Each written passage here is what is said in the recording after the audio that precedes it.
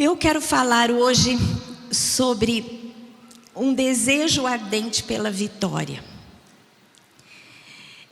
Você tem desejo em Deus de ter vitória em alguma área que você está lutando e que você quer receber do Senhor? Você tem alguma coisa que você precisa ter a vitória? Tem. De 0 a 10. Você pode lembrar o que é? O que é que você quer agora? De 0 a 10. Quanto você acha que é a intensidade do desejo dessa bênção que você quer de Deus? 10? Oh, glória a Deus, esse. Né? Tem gente que quer 10, mas tem gente que quer e fica, será? É que nem dor, né? Quando você está com dor, o médico pergunta, de 0 a 10, quanto que é a sua dor? Porque você tem que medir a intensidade. Hoje eu quero falar sobre a intensidade do desejo pela vitória. Porque a intensidade do desejo pela vitória vai determinar a sua vitória. Não só se ela vai acontecer ou não, mas também a medida que ela vai acontecer. Se ela vai acontecer plenamente ou se ela vai acontecer em parte. E essa palavra hoje fala sobre isso. É uma história que está em 2 Reis, capítulo 13, de 14 a 19.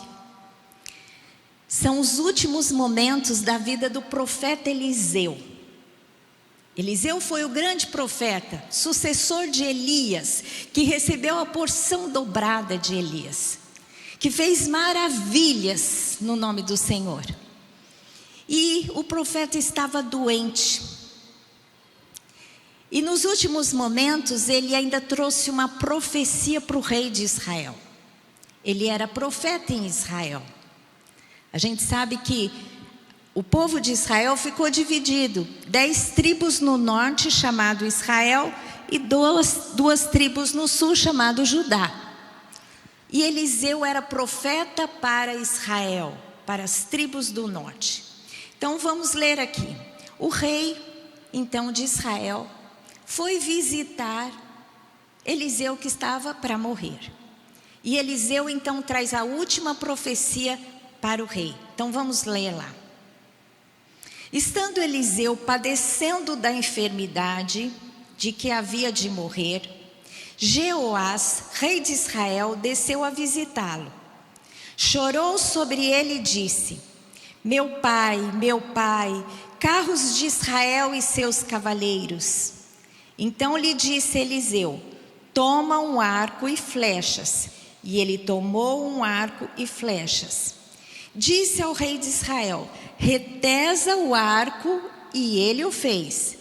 Então Eliseu pôs a mão sobre as mãos do rei e disse: abre a janela para o oriente. Ele a abriu. Disse mais Eliseu: atira, e ele atirou. Prosseguiu: flecha da vitória do Senhor, flecha da vitória contra os sírios, porque ferirás os sírios em Afeca até os destruir.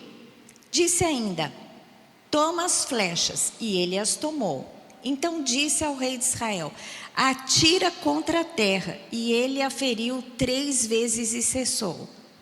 Então o homem de Deus se indignou muito contra ele e disse: 5 ou 6 vezes a deverias ter ferido, então feririas os sírios até os consumir.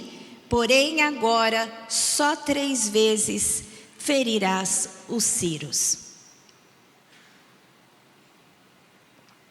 O rei Jeoás foi visitar Eliseu, e Eliseu trouxe uma profecia para o rei. E ele começou a fazer um ato profético. O que é um ato profético? É algo que você faz no natural para estabelecer algo espiritual. E o profeta Eliseu fez isso. Ele falou: Jeoás, pega o arco e as flechas. Ele pegou. Ele pôs a mão sobre a mão do rei. Passando ali o quê? A imposição de mãos traz autoridade. E ele pôs a mão sobre a mão do rei e falou: atira para o oriente, que é onde estava a Síria. os seus inimigos. E ele atirou para o oriente. E ele disse assim: você destruirá os sírios. Depois ele falou, ele declarou, primeiro ele impôs as mãos, depois o profeta declarou. Ele disse: atira contra a terra, e ele a feriu 3 vezes e cessou. Mas antes, ele prosseguiu e falou: flecha da vitória do Senhor. Ele profetizou, essas flechas, profeticamente, serão o quê? Como é que se diz? O povo atirando, né? Dando golpes nos seus inimigos e os vencendo.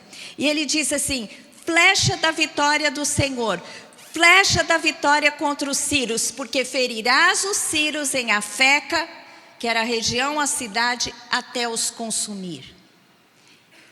Ele impôs as mãos, transferindo a autoridade, e ele profetizou a bênção. Aquelas flechas simbolizariam a vitória sobre os sírios, os seus inimigos.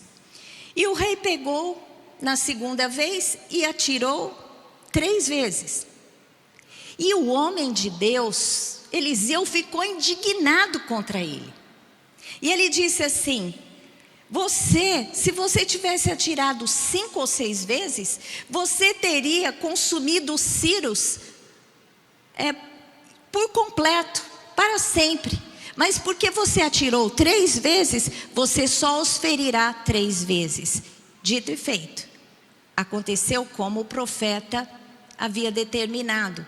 E eles feriram em guerras, em batalhas, em incursões 3 vezes os sírios, mas não os derrotaram completamente. Por que ele ficou tão indignado? Não era o número, porque ele disse assim: você atirou 3 vezes, podia ter 5 ou 6 vezes. Mas o que ele quis dizer é: a sua intenção para a vitória está muito fraca. Você imagina, o profeta passa autoridade, o profeta declara a vitória e fala: pega a flecha. E ele, 1, 2, 3. E o profeta fica indignado. Ele falou: tinha que ser 5 ou 6 vezes. Eu imagino que ele devia ter feito assim.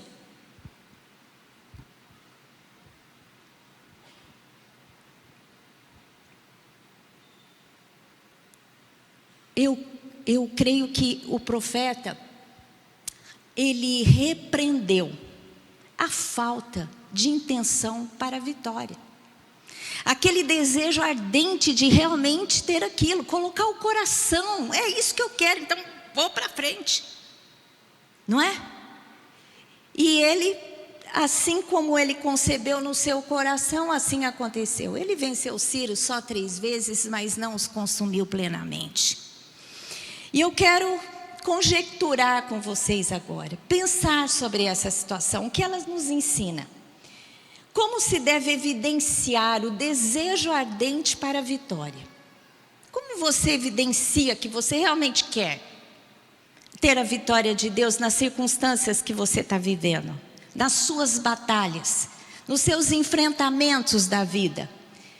De 2 formas. Primeiro, posicionamentos firmes. E segundo, ações contundentes. Posicionamento, você tem que se posicionar e você tem que agir. Porque não adianta só se posicionar e não agir. Tem que ter as 2 coisas. Em primeiro lugar, eu quero falar sobre posicionamentos firmes para alcançar a vitória completa. Quais são eles? Fé e obstinação. Diga comigo: fé e obstinação. Esses têm que tomar conta de você, tem que ser o lema da sua vida, onde você vai se posicionar com fé e com obstinação. Fé plena. Fé plena significa ausência de dúvida. Não se pode ter dúvida. Porque a incredulidade evita completamente a ação de Deus. Você sabe disso. Jesus, ele chegou numa cidade na sua própria cidade, em Nazaré, e ele não pôde fazer ali milagres, senão poucas curas. E Jesus falou assim: eu não posso fazer, por quê? Porque eles são incrédulos. Onde há incredulidade, Deus não opera, porque Deus não invade a nossa vida. Ele faz segundo o nosso querer. Mas incredulidade é uma coisa, é dizer, eu não creio. Mas dúvida é outra. É você crer uma hora e daqui um pouco você não crê mais, da outra hora você está crendo, querendo, da outra... Não pode haver dúvidas. Tiago 1, 5-8 nos ensina sobre isso. Ele diz: se porém algum de vós necessita de sabedoria, peça a Deus, que a todos dá liberalmente e nada lhes impropera, e ser-lhe-á concedida. Aqui o que é o alvo? Pedir sabedoria. Como alcançá-la? Peça, porém, com fé, e em nada duvidando. Pois o que duvida é semelhante à onda do mar, impelida e agitada pelo vento. Vai e volta, vai e volta, vai e volta. Não suponha este homem que alcançará do Senhor alguma coisa. Homem de ânimo dobre, inconstante em todos os seus caminhos. Um homem e uma mulher inconstante, de ânimo dobre, uma hora quer uma coisa, outra hora quer outra coisa, uma hora crê, outra hora descrê. O que diz a palavra aqui? Não suponha que você vai alcançar a vitória. Você tem que ter fé verdadeira. Você tem que ficar firme. Você deseja algo, você tem que pedir até acontecer. Então pense bem o que você quer. Não é? Seja específico para Deus. Fala: Deus, eu preciso que esse relacionamento se restaure. Estamos com problemas. Então, Senhor, eu te peço isso. Se você precisa de algo financeiro, Senhor, eu preciso de tanto. Sabe o que vai acontecer? Deus vai dar mais do que aquilo. Mas, Senhor, eu preciso disso aqui, ó. Eu preciso pagar essa dívida. Eu preciso que essa porta seja aberta. E olha, eu vou dizer uma coisa: Deus nunca dá menos, Ele sempre dá mais. Então, até o que você determina que você quer, você põe limite para Deus. Porque a Bíblia diz que Deus fará muito além do que pedimos ou pensamos. O que pedimos, fazemos, e pensamos, são os posicionamentos que a gente tem que ter diante de Deus. E Deus vai ouvir tudo isso e vai fazer mais ainda do que você pediu ou pensou. Deus é aquele que nos surpreende com mais. Não duvide. Você pode até ter lutas na sua mente no processo, mas tem um posicionamento firme. Quando a luta vier, quando o diabo falar para você: Deus não vai fazer na sua vida não. Uma arma que o diabo sempre usa é ele dizer para você que você não merece, porque você não está sendo fiel como deveria. Deus, Ele te abençoa não pela sua fidelidade, mas pela sua graça. Porque muitas vezes não somos fiéis, somos infiéis, e o Senhor tem misericórdia e nos abençoa. É ou não é?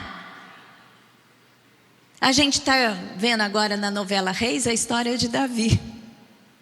Agora está passando a parte do pecado, quando ele cai em adultério e manda matar o marido de Batseba. Ele se arrependeu, Deus teve misericórdia com ele, e depois disso, ainda desse relacionamento, saiu Salomão, o seu descendente, que assumiu o quê?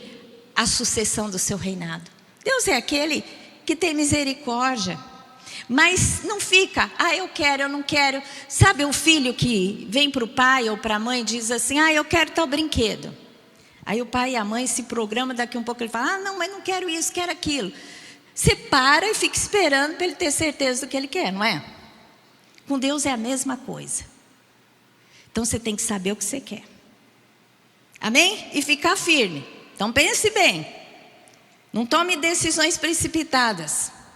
Busque sabedoria que Deus vai te dar, para você saber o que é melhor para você. Em segundo lugar, deve haver confiança. Você tem que ter um posicionamento de confiar em Deus, confiar que Ele fará na sua vida. Em Salmo 125, de 1 a 2, diz assim: os que confiam no Senhor são como o monte de Sião. Monte de Sião, onde está Jerusalém. Quem conhece Jerusalém? Algumas pessoas, está em cima de um monte. E é firme, bem compacta. Aliás, na Bíblia diz que Jerusalém é a cidade compacta. Os que confiam no Senhor são como o monte de Sião. Não se abala, firme para sempre. Se você confia no Senhor, que é Deus Todo-Poderoso, Senhor dos céus e da terra, Criador de todas as coisas, você jamais será abalado.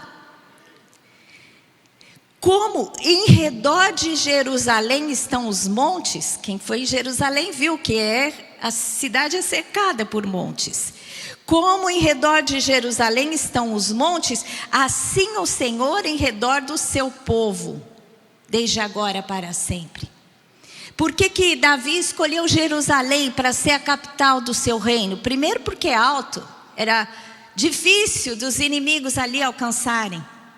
Depois é cercada por montanhas que traz proteção. Assim é a nossa vida. Se você confiar no Senhor, você será firme e você será protegido pela sua presença e pela sua atuação, amor e misericórdia e favor na sua vida.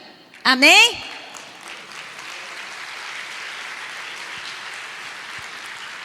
Segundo lugar, você precisa ter obstinação. Fé e obstinação. Você tem que ser firme, você tem que saber o que quer. E você tem que ser intenso naquele desejo.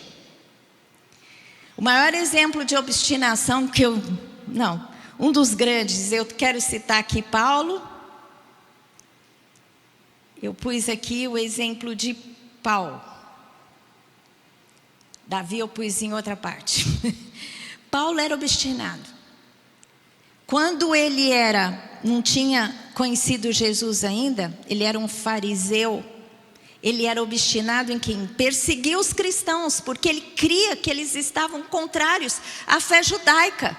E ele então perseguiu os cristãos, porque ele era obstinado em fazer aquilo que Deus tinha para ele, fazer o certo.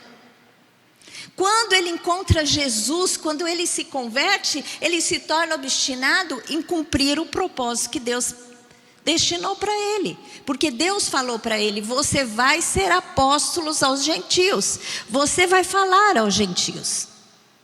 E Paulo assumiu com obstinação essa tarefa. Lá em Filipenses 1, 18 a 20 fala sobre isso. Paulo, quando ele escreveu a carta aos Filipenses, ele estava preso. E sabe o que aconteceu quando Paulo ficou preso? Os inimigos de Paulo continuaram pregando o evangelho para que o evangelho expandisse, fizesse um reboliço e acrescentasse ainda mais tribulação e até uma condenação maior para Paulo. Eles faziam para que Paulo fosse ainda mais prejudicado. E olha o que Paulo diz aqui, Filipenses 1, 18 a 20. Todavia que me importa, uma vez que Cristo de qualquer modo está sendo pregado, quer por pretexto, quer por verdade, também com isto me regozijo. Sim, sempre me regozijarei.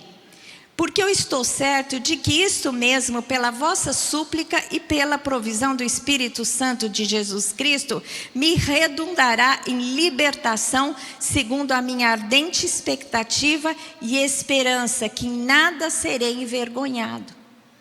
Ele está dizendo assim: uns estão pregando por pretexto, outros por discórdia, mas eu não me importo. O que me importa é que o evangelho seja pregado. E eles estão achando que vão acrescentar tribulações à minha vida? Não, ardente expectativa e esperança que nada serei envergonhado. Eu não vou ser envergonhado de qualquer forma. Façam eles A ou B ou C, ou intentam contra mim pregando o evangelho, mas eu não serei envergonhado. Porque ele era obstinado, ele sabia para que ele tinha sido chamado, para estabelecer o reino e pregar a palavra entre os gentios. Ele falou: em nada serei envergonhado, antes com toda a ousadia. Como sempre, também agora será Cristo engrandecido no meu corpo, quer pela vida, quer pela morte. Gente, isso é obstinação. Um homem que saiu e evangelizou em 3 viagens missionárias, fundou várias igrejas, ele expandiu o evangelho. A gente vai às 7 igrejas da Turquia, escrito em Apocalipse, e grande parte delas foram fundadas por Paulo. Paulo escreveu 13 epístolas do Novo Testamento. Ele foi um homem que na minha opinião foi o 12º apóstolo, que recebeu um chamado extraordinário e foi obstinado. Mesmo preso, ele falou: nem aqui eles vão me derrotar, nem aqui eu vou parar, nem aqui eu serei envergonhado, porque eu sei que há um propósito para eu estar aqui. E eu vou glorificar a Cristo, seja pela vida, seja pela morte. E é isso que temos que ter também, obstinação. Você tem um alvo na sua vida, Deus te chamou para um propósito, vai em frente, não importe aquilo que você está sofrendo, não importe os obstáculos. A palavra de Deus diz que se na angústia nós nos tornamos fracos, pequena é a nossa força. Se na hora da luta você se tornar um fracote, medroso, pequena é a sua força. Mas a tua força tem que ser grande, porque não é pautada no seu poder, mas no poder do seu Deus. Amém? A gente tem que entender aquela figura. Quando você estiver na luta e o diabo te der um golpe, você fecha a boca e engole os dentes. Mas não dê ibope para ele. É isso que é ser obstinado na luta. Quantos empresários abrem uma empresa e passam por diversos reveses até prosperarem? Quantas vezes num relacionamento você tem dificuldade, mas você tem que batalhar para ficar firme nos anos, estabelecer uma aliança em Deus e batalhar, mas não desistir do seu casamento. Se você deseja alguma coisa, um alvo, alguma coisa material, e você acha que é longe demais, não tem perspectiva, ore até alcançar, trabalhe para isso. Amém? Temos que ser obstinados. Em Hebreus 10, 38 e 39, o texto diz assim: todavia o meu justo viverá pela fé. Se retroceder, nele não se compraz a minha alma. Nós, porém, não somos dos que retrocedem para a perdição. Somos, entretanto, da fé para a conservação da alma. Amém? Glória a Deus. Vamos aplaudir ao Senhor. Então eu falei sobre posicionamento de fé e obstinação. Diga comigo: posicionamento de fé e obstinação. É isso que eu vou buscar em Deus. Amém? Posicionou-se, agora você tem que agir. O que Eliseu falou para o rei? Você vai atirar, mas tem que ser firme, porque você vai ter que sair daqui e conquistar. Quais são as ações? Ações contundentes, firmes, fortes, para alcançar a vitória. Eu pus aqui 2 também: orar e adorar e lutar. Comece orando e adorando, porque você já tem um respaldo principal da sua vida. Até direcionamento você tem quando você começa a guerra debaixo de oração e adoração. Em Lucas 11, de 5 a 8, fala da parábola do servo inoportuno. Isso Jesus que contou. Então é ensinamento dele. E diz assim: disse-lhes ainda Jesus: qual dentre vós, tendo um amigo, e este for procurá-lo à meia-noite e lhe disser: amigo, empresta-me 3 pães, pois o meu amigo, chegando de viagem, procurou-me e nada tenho de lhe oferecer. E o outro lhe responda lá de dentro, dizendo: não me importunes, porque a porta já está fechada, os meus filhos comigo também já estão deitados. Vai embora. Não posso levantar-me para tos dar. Digo-vos que se não levantar para dar-lhes, por ser seu amigo, todavia o fará por causa da importunação, e lhe dará tudo o de que tiver necessidade. Em outras palavras, um amigo chegou na casa do outro, bateu e falou assim: me dá pão, porque chegou uma visita e eu estou sem pão. Aí o que estava dentro da casa falou: mas eu já estou deitado, os meus filhos comigo, eu não vou abrir a porta. Antigamente, nesse tempo, eles se apagavam tudo, dormiam todos juntos, então já estava tudo estabelecido para dormir. E ele falou assim: eu não vou fazer isso agora. Aí ele falou, Jesus, ele deu a seguinte lição: se aquele que está dentro, que foi requisitado, não fizer por amizade, ele vai fazer por causa da importunação. Porque o outro não vai desistir enquanto não conseguir o que quiser. Assim, Jesus está querendo dizer o quê? Que nós temos que ser inoportunos com Deus. Pois é. E hoje tem uma mensagem que, na minha opinião, é mais de incredulidade do que uma verdade que Jesus nos ensina. Tem gente que diz assim: tem gente que busca a Deus por causa da bênção. Você tem que buscar a Deus por causa de Deus, porque você precisa de Deus. Mas você pode buscar a Deus porque Ele é galardoador da sua vida. Ele é o provedor da sua vida. Então não tem nada demais você buscar aquilo que Deus pode prover para você. E hoje em dia, eu acho que porque tem muitos exageros de gente que pede mais do que adora, não é? Tem muita gente que acha ruim de pedir porque acha que não é certo. E Jesus está dizendo: olha, você quer alguma coisa? Tem que ser diante de Deus assim: eu quero, até conseguir. Nos detalhes, gente. Eu me lembro quando eu mudei para uma casa, eu sempre quando eu mudava de casa, eu orava a Deus e Deus me dava o privilégio de trocar a maioria dos meus móveis. E Deus foi fazendo de diversas maneiras ao longo da minha vida. Mas um dia eu mudei para uma casa e compramos algumas coisas novas, porque a gente morava num apartamento pequenininho. Mudamos para uma casa maior, não cabia os móveis, ficavam impróprios. Compramos, Deus nos deu condição para comprar algumas coisas e outras faltaram. Faltaram, por exemplo, a minha casa tinha bastante vidro assim como esse e dava para ver fora da casa. E tinha um ipê rosa. Eu adorava passar e ver o ipê todo florido em frente da minha casa. Mas eu não podia ficar o tempo todo assim, porque durante o dia ninguém olhava para dentro, mas durante a noite via tudo que se passava dentro. Aí faltou a cortina. E eu toda hora passava na sala e falava: Senhor, cadê minha cortina?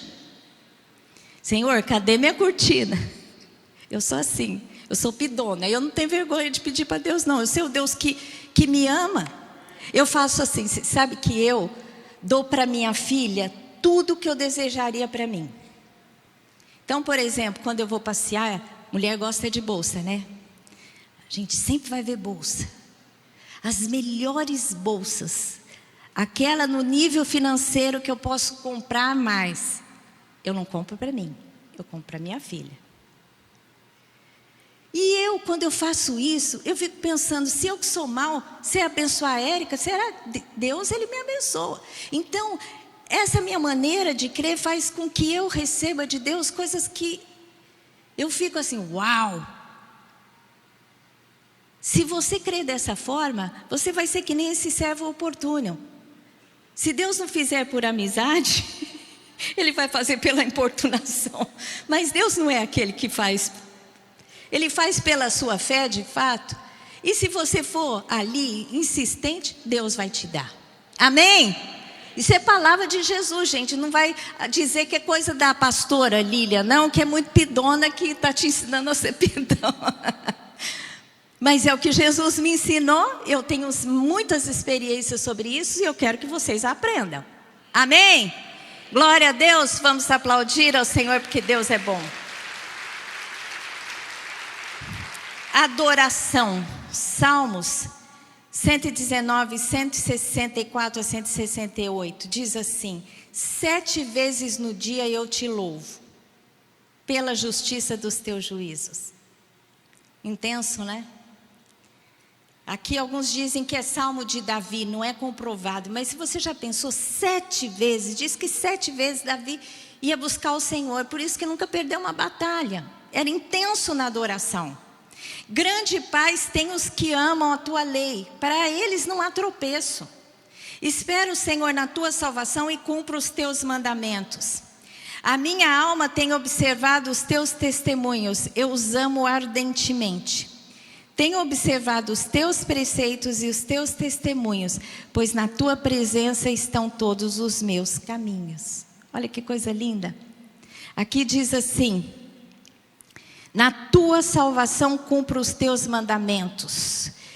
A minha alma tem observado os teus testemunhos e eu os amo. Como? Cadê o texto? Põe de novo lá. A minha alma tem observado os teus testemunhos, ou seja, a tua palavra, a tua verdade, aquilo que o Senhor estabeleceu. E eu os amo. Tem que ser com paixão. Se você tiver paixão, você vai ver o que você vai receber de Deus. Vai ser glorioso. Finalizando a história da cortina que eu esqueci de falar. Gente, o Senhor me deu condições para eu comprar a cortina. Comprei a cortina. E a cortina veio com um ligeiro defeito no tecido. Aí eu acionei a loja. Falei, olha, precisa trocar ou consertar isso aqui. Sabe o que eles fizeram?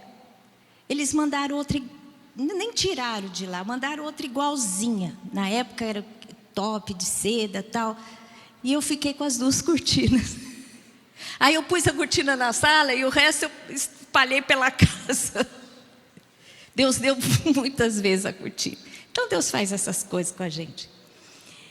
E aqui é adorar com intensidade, com paixão mesmo. Porque você vai acionar o favor de Deus na sua vida. Em segundo lugar, nós temos que lutar. Aqui nós temos que... O que nós temos que fazer? Quais as ações? Orar e adorar. Primeiro buscar Deus. Recebeu de Deus? Saia para a luta, meu filho. Também não adianta ficar sentado, porque Deus faz a parte dele, mas temos que fazer a nossa, não é? Então, lutar até alcançar a vitória. Aqui eu dei o exemplo de Davi e Jacó. Davi, ele era obstinado, ele era uma pessoa que saía e enfrentava os seus inimigos, por isso que nunca perdeu uma batalha. E olha o que ele diz numa das suas orações, ele diz assim: persegui os meus inimigos e os derrotei, e só voltei depois de haver dado cabo deles. Então ele perseguiu, mas ele não voltou no meio do caminho, não. Ele só voltou depois que ele destruiu todos os seus inimigos. Acabei com eles, esmagando-os a tal ponto que não puderam levantar-se. Ou seja, foi até o fim. Caíram sob meus pés, pois de força me cingiste para o combate e me submetestes os que se levantaram contra mim.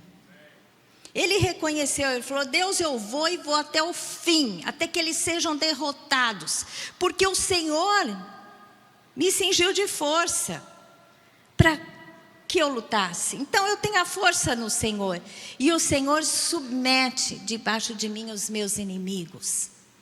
Então a gente tem que sair para a luta com essa consciência. Vai até o fim, não desista no meio do caminho. Porque muita gente começa do processo: eu quero tal promoção. Aí começa a ser fiel no trabalho, se esmerar, aí passa um tempo, ele fala: eu acho que não vai dar certo. Aí fica naquela lentidão de novo, não sabe chegar. Você já pensou, às vezes você está próximo da sua bênção, como aqui, o rei Jeoás podia ter sido enfático no ato profético, né? Mostrando a intensidade. Não, 3 vezes. Quantas vezes você está armando o seu arco e dando a flechada no seu inimigo para você conquistar? Se for só 3 vezes naquela lentidão, meu filho, você não vai chegar lá. Você pode ter uma vitória parcial, mas não será completa. Davi, ele ia até o fim. Ele só voltava depois de dar cabo dos seus inimigos. E ele é uma inspiração para nós. E Jacó foi uma inspiração também. Jacó foi o líder que Deus disse: eu escolhi você. Eu amei a Jacó e aborreci-me de Esaú, que era o seu irmão gêmeo. Os dois podiam ter recebido o quê? Aliás, não era dele a bênção da primogenitura. A gente sabe que Abraão teve Isaac, Isaac teve Esaú e Jacó. Esaú era o primogênito, mas Jacó queria a bênção da primogenitura. E ele lutou por ela, e ele conseguiu. E um dia, quando ele estava voltando do lugar onde ele tinha estado com seu sogro, voltado para a terra da sua família, ele precisava ter uma luta, ele precisava lutar e ter a bênção de Deus, porque ele ia enfrentar Esaú, o seu irmão, que estava contra ele. Não sei se vocês lembram daquela história, quando Isaac foi dar a bênção da primogenitura, Jacó enganou o seu pai e recebeu a bênção. Esaú quando chegou, ficou irado. E por conta disso, Jacó teve que sair da onde eles estavam, foi viver longe e ficou durante muito tempo lá. E quando ele voltou, ele não sabia se Esaú ia matá-lo ou não. Ele tinha que ter a bênção de Deus. Foi aí que no Vale de Jaboque ele luta com Jesus, até que Jesus o abençoa. E a partir daquele momento, Deus muda o nome dele, fala assim: você já não é mais Jacó, você é Israel, e de você nascerá uma nação, dos seus 12 filhos nascerão 12 tribos. É desse homem que lutou com o anjo uma noite inteira, até receber a bênção, que Deus falou: a vitória está com você, e a bênção, e o favor, e a aliança está com você, Jacó. Amém? A gente tem que ser como Jacó. Olha o texto que diz: ficando ele só, lutava com um homem, que era Jesus, até o romper do dia. Vendo este que não podia com ele, tocou-lhe na articulação da coxa. Deslocou-se a junta da coxa de Jacó na luta com o homem. Disse este: deixa-me ir, pois já rompeu o dia. Respondeu Jacó: não te deixarei ir se não me abençoares. Perguntou-lhe, pois, como te chamas? E ele respondeu: Jacó. Então disse: já não te chamarás Jacó, e sim Israel, pois como príncipe lutaste com Deus e com os homens e prevaleceste. Amém? Glória a Deus, vamos aplaudir ao Senhor. Um homem que lutou com Deus e com os homens e prevaleceu. Gente, olha como esse homem foi até o fim. Ele venceu a Deus e venceu os homens, os seus inimigos, e venceu Esaú, porque a Esaú depois fez aliança com ele, e ele se estabeleceu na terra, e de Jacó vem Israel, o povo de Deus, o povo escolhido, né? O qual traria Jesus através desse povo, dessa nação. Então, a gente tem que aprender isso, aprender a lutar com Deus e dizer para Deus: se o Senhor não me abençoar, não vai sair daqui. Tem que entrar em argumento com Deus. Eu gosto muito de entender isso diante de Deus. O dia que eu aprendi isso foi muito crucial na minha vida, e você tem que aprender isso também. Você tem que entrar em argumento com Deus. Pegar a Bíblia. Você está precisando de alguma coisa? Pega um versículo que tem aquela promessa e fica até ali batendo com Deus, até que Deus te abençoe. Amém? Você vai viver maravilhas, porque muitas vezes a gente erra porque quer uma coisa e fica lamentando a falta, em vez de ficar insistindo, argumentando com Deus, batendo na porta, atirando a flecha, até receber a vitória. Então não gaste a sua energia se lamentando pelo que você não tem. Gaste a sua energia acionando a Deus para receber a bênção dos céus. Amém? Glória a Deus. Quero terminar essa palavra. Gostaria que você fechasse os seus olhos. Eu comecei perguntando para você, de 0 a 10, qual a vontade que você tem de receber a bênção do Senhor? Qual a intensidade do seu desejo de atingir a vitória nas suas lutas? Deus quer que você receba uma nota 10. Diga, eu quero muito. E vou ficar até receber a bênção. Porque Jesus, hoje nós tomamos a ceia. Jesus pagou um alto preço pela sua salvação. E salvação significa o quê? Você voltar a se reconciliar com Deus. E entender que Ele é seu Deus. E entender que Ele é aquele que te recompensa. Que te traz favor. Que te abençoa em todas as circunstâncias da sua vida. Amém? Feche os seus olhos agora e ore a Deus. E peça a Deus aquilo que você deseja. E se você está sem vigor, sem força, sem paixão pelo propósito, pelas bênçãos que Deus já determinou para você, peça a Deus para mudar o seu coração, para você sair daqui ardente, sabe? Pulsando o seu coração por algo. O nosso coração tem que sempre pulsar por alguma conquista. Porque enquanto nós estivermos aqui na terra, o Senhor tem propósito para as nossas vidas. Paulo na prisão disse, eu não serei envergonhado, porque tanto pela minha vida como pela morte, Jesus será glorificado. Isso que era paixão, obstinação para cumprir o propósito. Tenha essa paixão, essa obstinação. Se você é um empresário, Deus quer prosperar a sua vida, para que você abençoe a obra, abençoe as pessoas que estão ao seu lado, trabalhando com você, seja a área do seu trabalho. Se você é uma dona de casa, Deus quer que você seja sábia, edificando o seu lar, deixando um legado de bênçãos para as suas gerações, para os seus filhos, para os seus netos. Vocês homens que estão aqui, eu não sei o que vocês fazem, Deus os chamou para quê? É lá que você tem que ser bênção, é lá que tem que ter os alvos de conquista, de avanço, nada de retrocesso. Porque Deus tem bênçãos e bênçãos infinitas para a nossa vida. Eu gostaria de orar com você, fique em pé. Por favor, e eu gostaria que você orasse comigo. Nós vamos orar entregando a nossa vida para Jesus. Talvez tenha pessoas aqui que nunca tenham feito, vão poder fazer pela primeira vez. Se você não fez, se você já fez, você vai renovar a sua fé no sacrifício de Jesus. Amém? Entrega a sua vida e entrega tudo que Deus tem para você. Que você no processo, você não perca nada. Diga para Deus, Deus, no processo, no caminho da minha vida, eu não quero perder nada. Eu não quero que o diabo roube nada de mim. Para isso, eu vou crer no Senhor e vou invocá-lo, com desejo ardente de ser abençoado. Amém? Feche os seus olhos e ore comigo.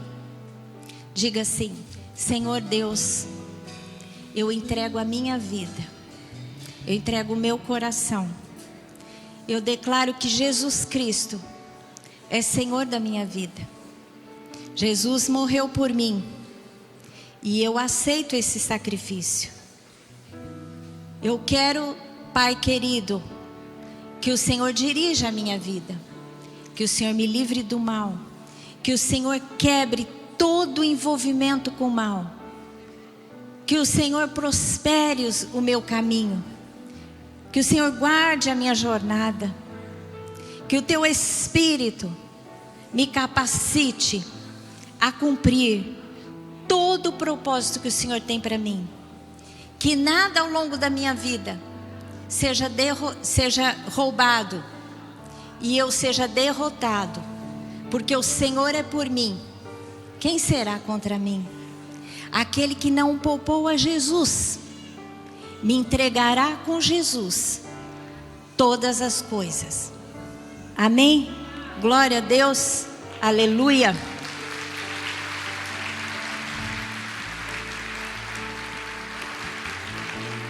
Tem alguém aqui que fez essa oração de entrega a Jesus pela primeira vez? A palavra de Deus diz que nós cremos com o coração. Se você aceitou Jesus pela primeira vez, levante a sua mão. Tem uma pessoa aqui. Tem mais alguém? Os diáconos. Vai uma pessoa aí do seu lado orar com você. Se você está conosco online, entregou a sua vida para Jesus, acione o QR Code para que nós possamos conhecer você. Amém?